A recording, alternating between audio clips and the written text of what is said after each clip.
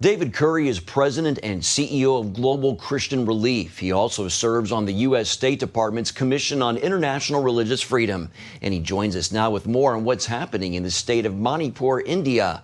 David, who's behind these attacks on Christians and their churches? Well, there's some ethnic tensions in Manipur, which is in the northeast. It's a state in the northeast of India.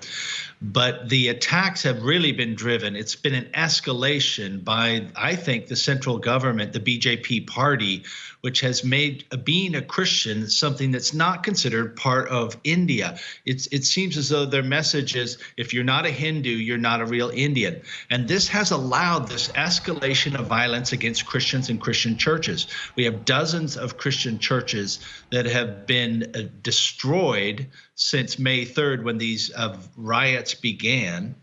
And you have hundreds and thousands of people, I think we're almost up to 9,000 right now, who have been displaced, Christians who have been displaced because of this violence.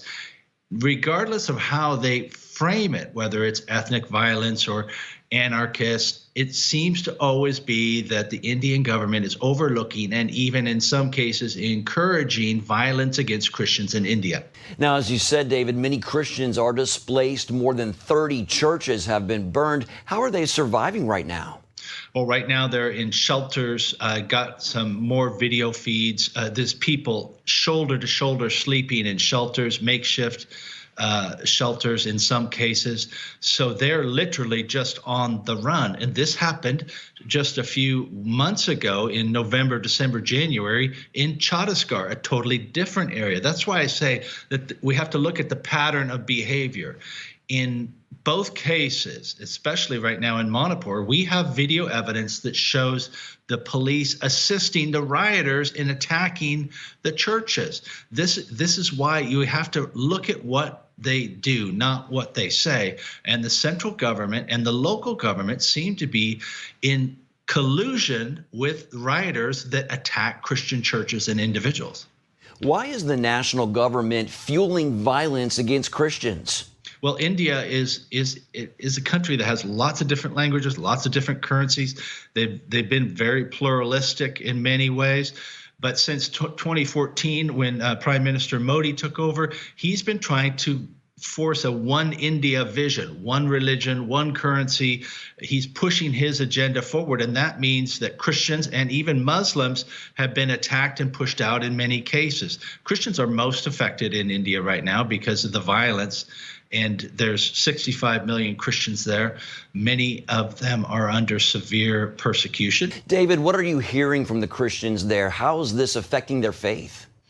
Well, their faith is being strengthened in this in many cases. In some cases, people are, just very frightened because the violence seems to come out of nowhere.